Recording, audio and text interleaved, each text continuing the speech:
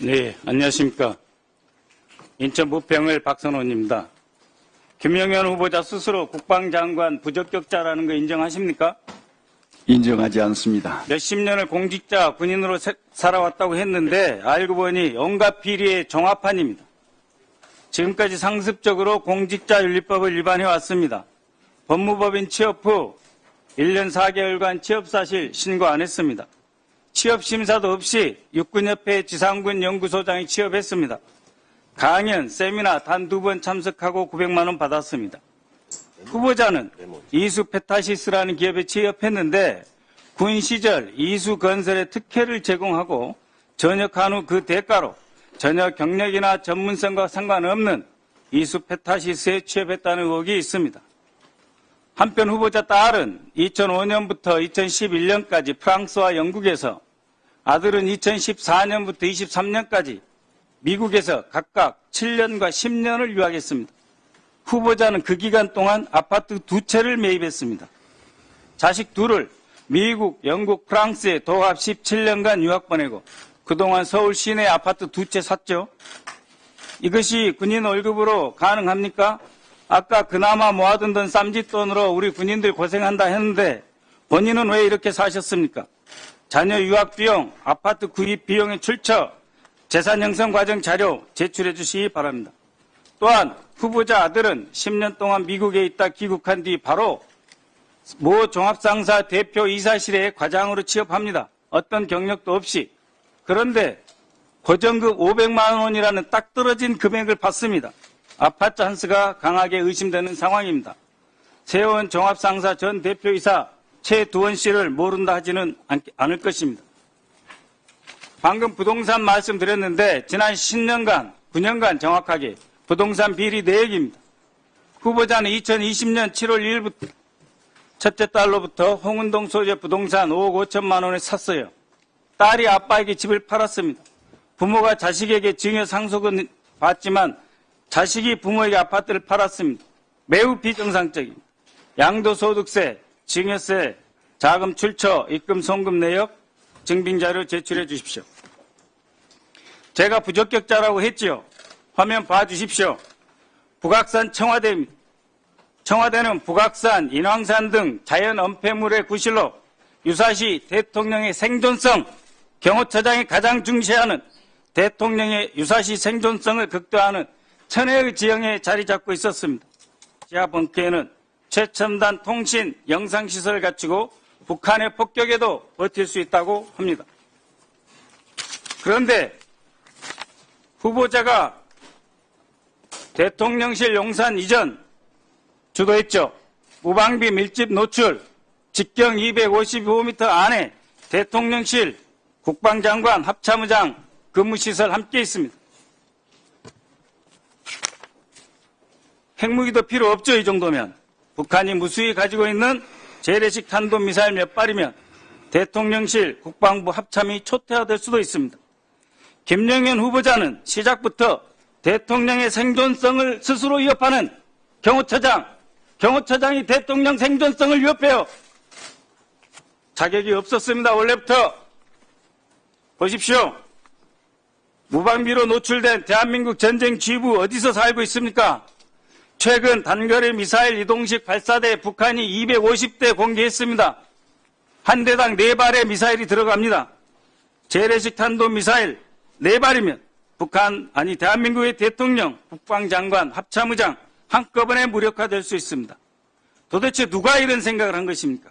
적에게 우리 전쟁 지휘부를 다 갖다 바치는 이런 반역행위 누가 있습니까? 그러면서도 북한을 억제하고 우리나라를 지킨다고요? 후보자는 대한민국 국토 방위와 동수권 수호를 책임지는 국방장관의 부적격자입니다. 자, 트럼프 후보. 김정은과 잘 지낸 게 현명하다. 그저께 발언입니다. 북한의 핵능력 실질적이다. 북핵 외교 정상회담도 하겠다는 뜻이죠. 그런데 장관 후보자를 비롯해서 안보 수뇌부, 안보실장은 또 후보자는 방금 즉, 강, 끝. 핵무장의 모든 수단과 방법이 있다. 책임질 수 없는 강경 발언만 했죠. 그것만 한 것이 아니죠. 기억 잘 하실 겁니다. 17사단장 시절 인천에 예비군 훈련장 현수막, 또 전임자였던 신원식 안보실장 3사단 시절 영점 표적지, 현재 김영현 국방장관 후보자 신원식 안보실장은 이처럼 매우 충동적이고 저돌적입니다. 대한민국 안보를 절도 있고 신중하게 책임있게 말이 아니라 실력으로 지킬 분들이 아닙니다. 북한의 무인기, 오물풍선, 소울이 뻥뻥 뚫리고 용산까지 치고 들어와도 대공화기 하나 못 쏘면서 0점 표적지 종에다 총이나 다 쏴대는 이런 유치하고 조속한 인물들이 어떻게 안보실장, 국방장관, 대한민국 안보를 책임집니까? 우리 군 역사의 가장 큰 오점으로 남아있는 하나에 그 뒤로 뭐가 있었습니까? 알짜회, 그 다음 충안파, 용연파가 있습니다. 김영현 후보자 관계 있는 사람들 승승장구, 이제 하나의 계보를 형성하고 있습니다. 이 정도면 제2의 한화회입니다. 충안파가 용연파로 확대되었죠. 하도 인사에 개입해서 국방장관 위에 국방상관이라고 하지 않습니까? 후보자는 과거에 왜 당나라 군대가 되는가? 정치권의 인사개입, 줄 세우기로 군주의체계가 와해됐기 때문이다. 이런 말 했죠. 계엄 준비를 위해서 가장 충성스러운 사람을 지휘직에 채워 넣습니까? 아니면 그런 사람만 지금 계속 고르고 있죠? 후보자, 질문입니다. 대답하세요. 최근 이준호 수방사령관, 각종군 특전사령관, 여인영 방첩사령관을 한남동 공관으로 불렀죠? 출입 기록을 남기지 않으려고 입구에서 경호처 직원의 안내로 불러들여서 무슨 얘기했습니까? 계엄 이야기 안 했습니까? 내란 예비 음모로 비칠 수 있음을 명심하십시오. 네, 박선우 의원님 수고하셨습니다. 후보자님, 지금 박선원 의원님께서 질의를 하셨는데 특히 그 요점 중에 하나가 대통령실 이전과 관련돼서 대통령의 생존성을, 국군 통수권자의 생존성을 얘기를 하셨거든요. 문재인 정부에서도 광화문 시대를 열겠다 그러면서 유흥준 전 문화재청장을 중심으로 해서 퇴근길에 국민들을 만나겠다 이렇게 말씀하시면서 이전하는 거를 검토하셨었거든요. 그러면 그때의 생존성, 또 그때 걸 다 포함을 해서 검토를 하셨는지 그런 부분도 해서 답변을 좀 해주시기 바랍니다. 네, 위원장님 감사합니다. 답변 드리기 전에 우리 박선원 의원님 말씀 동의할 수 없습니다. 대부분이 사실이 아닌 것을 가지고 여러 가지 선동적인 말씀하시는데 이 자리는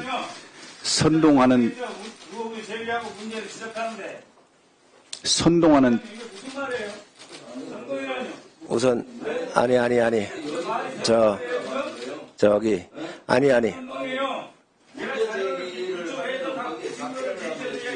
아니 답변을 계속 하시지요.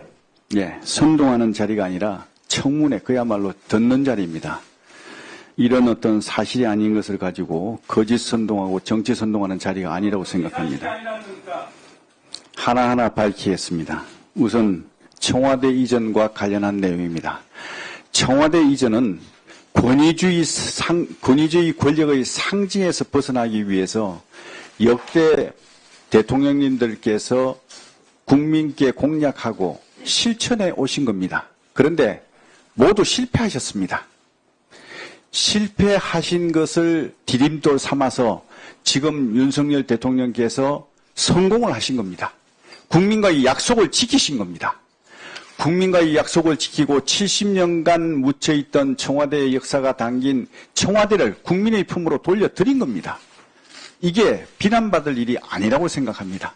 여기에 대한 것은 차츰차츰 설명드리도록 하겠습니다. 후보자님, 의원님들께서 질의를 하실 때 가능하면 좀 은유적이고 의원님들 말씀하시는 거에 좀 잘 이렇게 적응을 해주셨으면 좋겠습니다.